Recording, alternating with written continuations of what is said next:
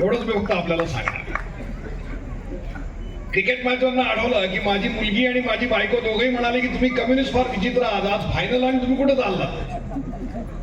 ती म्हटलं विचित्रपणा करणं आणि संघर्षाशी जोडणं हे आमचं कम्युनिस्टांचं वैशिष्ट्य आहे.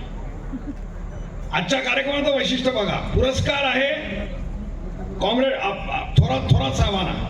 मी कॉम्रेड म्हणणार होतो कारण त्यांचे वडील कॉम्रेड होते म्हणून. बाळासाहेब थोरातांना पुरस्कार मिळतोय आणि कॉम्रेड माधवराव गायकवाडांच्या नावाने मिळतोय. पण चर्चा कसली चालली आहे? आंदोलनाची चालू आहे. सगळेजण येत आहेत आणि म्हणतायत खंडकरी शेतकऱ्यांचं आंदोलन. कम्युनिस्टांची खरी ओळख तीच आहे. संघर्ष ही कम्युनिस्टांची ओळख आहे आणि म्हणून संघर्षाचं आणि आमचं अतूट नातं आहे हे आपण लक्षात घेतलं पाहिजे. म्हणून नगर जिल्ह्यामध्ये आज जे चित्र दिसतंय तुम्हाला इथे मंचावरती, ते खरं नगर जिल्ह्याचं चित्र आहे. इथला कम्युनिस्ट आणि इथला सहकारी चळवळीमध्ये असलेला काँग्रेस जन हा दोन्ही माणसांशी जोडलेला आहे.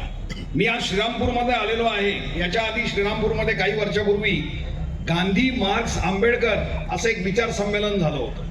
त्या विचार संमेलनामध्ये एक वक्ता म्हणून मी आलो होतो आणि मला त्यावेळेस काही लोकांनी असा प्रश्न विचारला होता की गांधी, मार्क्स आणि आंबेडकर यांना तिघांना एकत्र आणण्याची गरज का वाटतीये?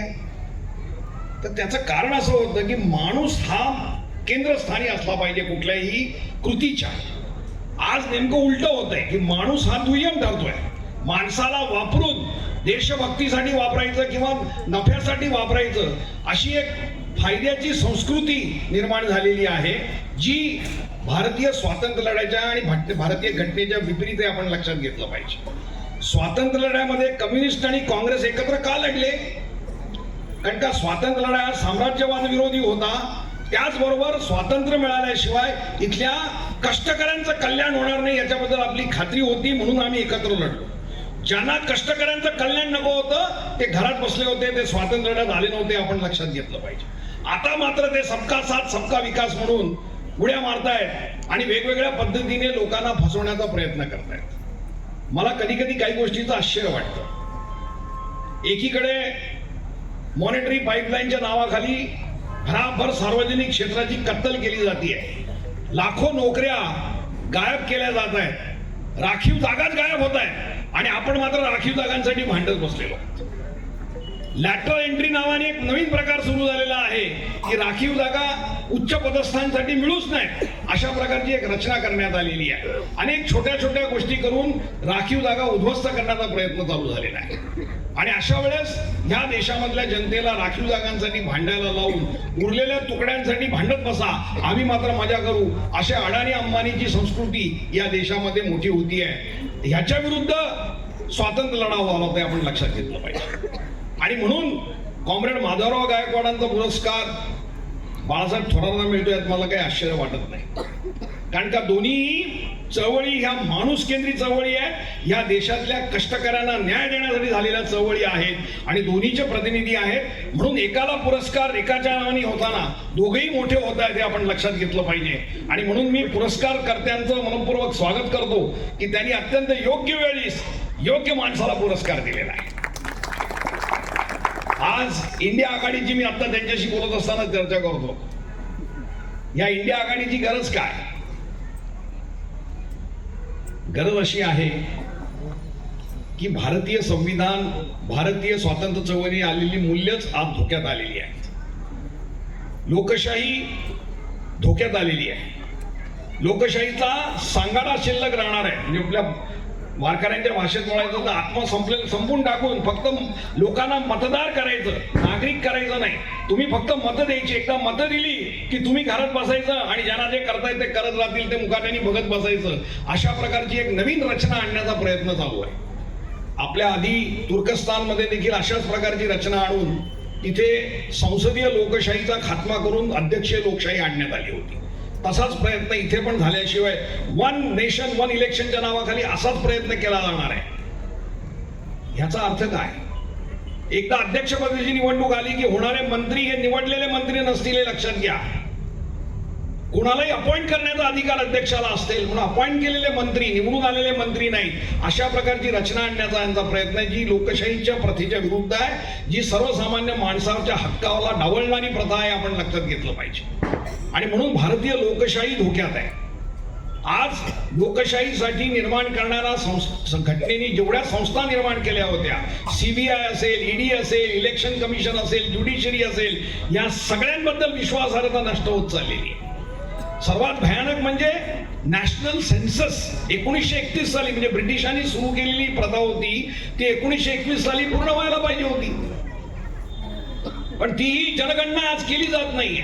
आणि जनगणना वेगळ्या पद्धतीने करावी म्हणून 2011 साली काँग्रेसचं सरकार असताना जी घटना मान्य झाली होती की बाबा कास्ट वाईज सेन्सस करू, ती झाली देखील, पण त्याची आकडेवारी तुम्हाला आम्हाला मिळत नाहीये. आणि म्हणून बिहार सरकारला स्वतंत्र जनगणना जातीच्या आधारावर करावी लागलेली आहे.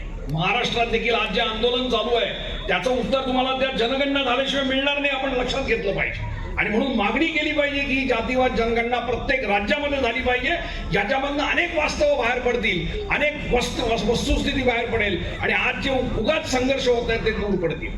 परंतु हे सगळे खरे प्रश्न लोकांपुढे जाऊ नयेत. शेतकऱ्यांच्या आत्महत्या खरं म्हणजे 1995 सालानंतर सुरू झाल्यानंतर नागरिकीकरणाबद्दल, नवीन आर्थिक धोरणाबद्दल पुनर्विचार होण्याची गरज होती. कारण का भारतामध्ये दुष्काळ काही नवीन नाहीये. अगदी 1944चा दुष्काळ बंगालमधला, बिहारमधला, 67चा दुष्काळ आपल्या सगळ्यांना माहिती आहे, पण शेतकऱ्यांचे कधी आत्महत्या आपण ऐकल्या नव्हत्या. पण 1995 सालानंतर दुष्काळ न पडता शेतकऱ्यांच्या आत्महत्या झालेल्या आहेत, आपण लक्षात घेतलं पाहिजे. आणि म्हणून ह्या शेतकऱ्यांच्या आत्महत्या का होतात? आज शेतकरी 11 महिने दिल्लीच्या बॉर्डरवर बसून आंदोलन का करतात? त्यांना करायची का गरज पडते याचा विचार आपण केला पाहिजे. आपल्यापैकी किती लोकांना माहिती आहे की 26, 27, 28 या 3 दिवशी नोव्हेंबर महिन्यामध्ये प्रत्येक राज्याच्या राजधानीमध्ये संयुक्त किसान मोर्चा म्हणजे शेतकऱ्यांच्या एकत्र संघटनेनी आणि संयुक्त कामगार कृती समितीने एकत्र मिळून राज्यपालांच्या घरावरती मिरवणूक, राज्यपालांच्या कार्यालयावरती महापडाव म्हणून मोठे मोर्चे काढायचा निर्णय घेतलेला आहे. म्हणजे एकीकडे कामगार भांडतात कारण का कामगार कायद्यावर आक्रमण केलेलं आहे, दुसरीकडे शेतकरी भांडतात कारण का शेतकऱ्यांवर आक्रमण आहे. हे कुणाचं आक्रमण आहे? हे एका पक्षाचं आक्रमण नाही, कोणा व्यक्तीचं आक्रमण नाहीये, ते हे एका धोरणाचं आक्रमण आहे. जगामधल्या बहुराष्ट्रीय कंपन्यांना त्यांचे हितसंबंध सांभाळण्यासाठी मदत केली जाते आहे, जी आपल्या देशाने लोकांनी निवडून दिलेल्या सरकारमार्फत केली जाते आहे. ही चिंतेची गोष्ट आहे. आणि म्हणून मुख्य मुद्दा वेगवेगळ्या शब्दात लोक मांडतात, समाजवाद, भांडवलदार, मी त्या शब्दात जाणार नाही. मुख्य मुद्दा हा आहे की मनुष्य जे काही करतोय ते मानवी कल्याणासाठी केलं पाहिजे का नफ्यासाठी केलं पाहिजे, हा मूळचा शब्द आहे. काही लोकांना असं वाटतं की नफ्यासाठी सगळं केलं की नफा मिळाला की हळूहळू नफ्याचं ते खाली घरंगळत जाईल आणि लोकांचं कल्याण होईल. तसं होत नाही, हे आपण मागच्या शतकात बघितलेलं आहे. आणि म्हणूनच मागच्या शतकामध्ये तुम्हाला अनेक नवीन धोरणं घ्यावी लागली. लोककल्याणकारी राजवटीचा मार्ग स्वीकारावा लागला, क्रांतीचा मार्ग स्वीकारावा लागला. तेव्हा आजही आपल्या पुढे हाच प्रश्न आहे की लोकांचे प्रश्न गंभीर होत असताना आपण माणसामध्ये भेद करणाऱ्या प्रश्नांवर संघर्ष करायचा का माणसांचे प्रश्न सोडवणाऱ्या प्रश्नावर संघर्ष करायचा, हा खरा मूलभूत प्रश्न आहे. आणि अशा वेळेस बाळासाहेब थोरात जे माणसांसाठी संघर्ष करणारे आहेत त्यांना ज्यांनी माणसांसाठी संघर्ष केला त्या माधवराव गायकवाडांच्या नावाखाली पुरस्कार दिला जातोय. म्हणून ह्याच्यामध्ये मला काही विरोधाभास दिसत नाही. हे कृपया म्हणजे माझे मित्र लहू कारणेंनी सांगितलं की त्यांना उत्तर देण्याची गरज नाही, गरज आहे, कारण सामना त्यांच्याशीच आहे. जे माणसाला मानत नाहीत किंवा माणसाला साधन समजतात, साध्य नाही माणसाला. एक साधं उदाहरण तुम्हाला देतो की नोटबंदी झाल्यानंतर 153 माणसं नोटा बदलताना लाईन मध्ये मेली. कोण होती? रिक्षावाले होते, ड्रायव्हर होते, गरीब माणसं होती. कधी अंबानी, अडाणी किंवा कोणाला बघितलंय तुम्ही लाईन मध्ये जाऊन 500 रुपयाच्या नोटा बदलताना?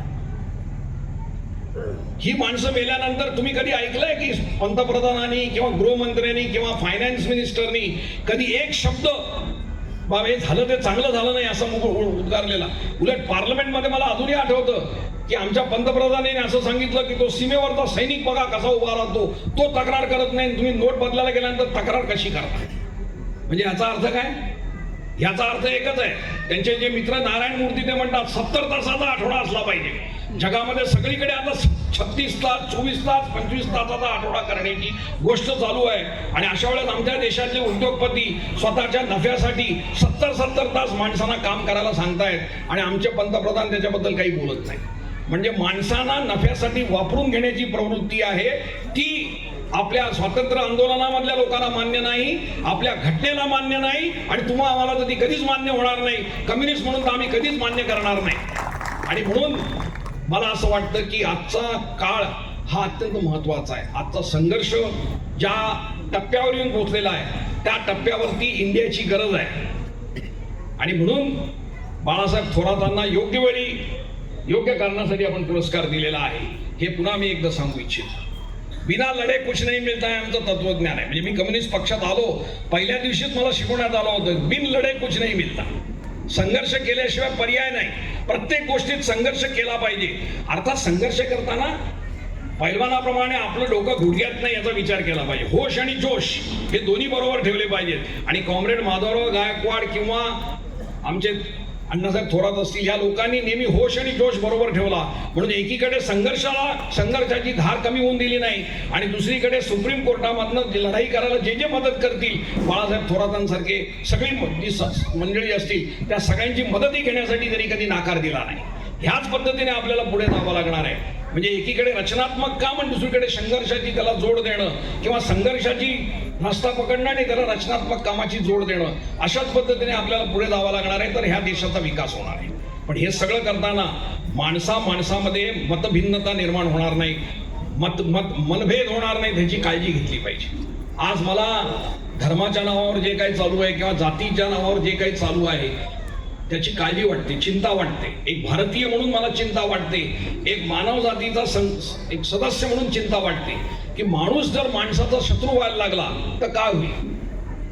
पॅलेस्टाईनचं युद्ध, इस्रायल आणि पॅलेस्टाईनचं युद्ध हे कधीच आपल्यासाठी धर्माचं युद्ध नव्हतं, परंतु ह्या देशाच्या पंतप्रधानांनी जाणीवपूर्वक असा संदेश जावा असा प्रयत्न केला आणि एका धर्माशी याला निगडीत केलं.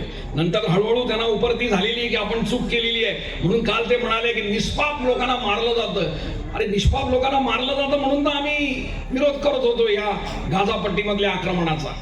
तेव्हा आम्ही देशभक्त नव्हतो, तेव्हा आम्ही निवडणुकीचं काम करत होतो, आणि तुम्ही मात्र पलटी मारली तर तुम्ही देशभक्त. अशा पद्धतीची रचना भारताने कधीच. महात्मा गांधींच्या 1935 पासून आपण पॅलेस्टाईनला पाठिंबा दिलेला आहे, आपण लक्षात घेतलं पाहिजे. पंडित नेहरूंच्या काळामध्ये, इंदिरा गांधींच्या काळामध्ये तर यासर अराफतला इथे बोलवून आपण पुरस्कार दिलेला आहे. सगळ्या जगाने ते बघितलेलं आहे.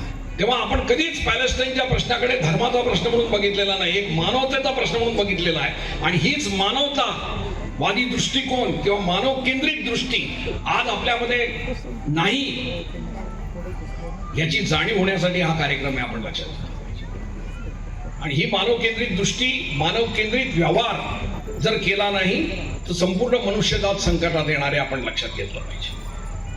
तेव्हा मी या प्रसंगी जास्त बोलणार नाही, कारण का मी आधीच म्हटलं तुम्हाला की मॅच उत्कृष्ट टप्प्यावर आहे आणि आपण जिंकायचं आहे, आणि जिंकताना सगळ्यांनी आनंद घ्यायचा आहे, म्हणून मी काही जास्त बोलणार नाही.